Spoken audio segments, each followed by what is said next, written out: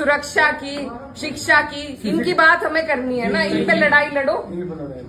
लेकिन सिर्फ धर्म और जात पे बीजेपी को सारी लड़ाई लानी है, क्योंकि उसके अलावा उनके पास कोई चारा नहीं है।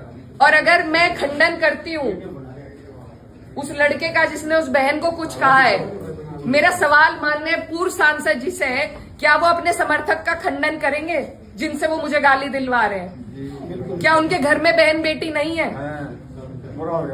सही है जी सवाल। मेरा सवाल सीधा सिर्फ उनसे है कि उनका अत्यंत नजदीकी समर्थक, पहले मुझे मुल्ली कहा गया, मुझे आतंकवादी कहा गया, मेरे बाप तक को गाली दी गई, मेरे भाई को कहा गया। जो लोग ये पूछते हैं कि मेवात वालों को माफ कर दिया था और उसे क्यों नहीं माफ किया, उन्हें मैं ये बताना चाहती हूँ कि ये पहली घटना नहीं है, ये पहली नहीं है घटना। और सीधी सीधी जो गंदी गालियां दी गई हैं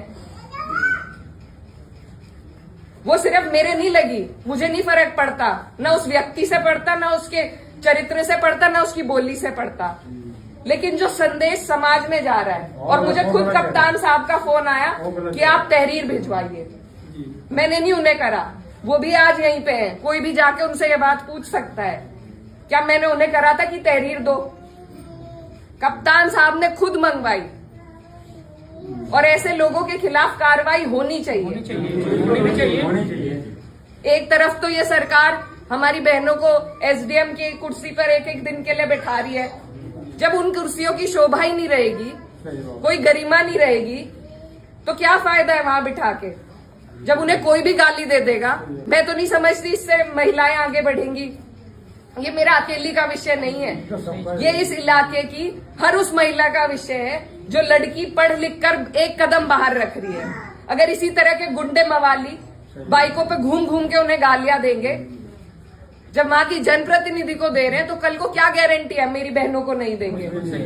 और अगर मैं खंडन करती हूँ उस लड़के का जिसने उस बहन को कुछ कहा है, मेरा सवाल माननीय पूर्व सांसद जी से है, क्या वो अपने समर्थक का खंडन करेंगे जिनसे वो मुझे गाली दिलवा रहे हैं? क्या उनके घर में बहन बेटी नहीं है? पहले मुझे मुल्ली कहा गया, मुझे आतंकवादी कहा गया, मेरे बाप तक को गाली दी गई, मेरे भाई को कहा गया। जो लोग ये पूछते हैं कि मेवात वालों को माफ कर दिया था और उसे क्यों नहीं माफ किया, उन्हें मैं ये बताना चाहती हूँ कि ये पहली घटना नहीं है, ये पहली नहीं है घटना। और सीधी सीधी जो गंदी गालियां दी गई हैं वो सिर्फ मेरे नहीं लगी, मुझे नहीं फर्क पड़ता, ना उस व्यक्ति से पड़ता, ना उसके चरित्र से पड़ता, ना उसकी बोली से पड़ता,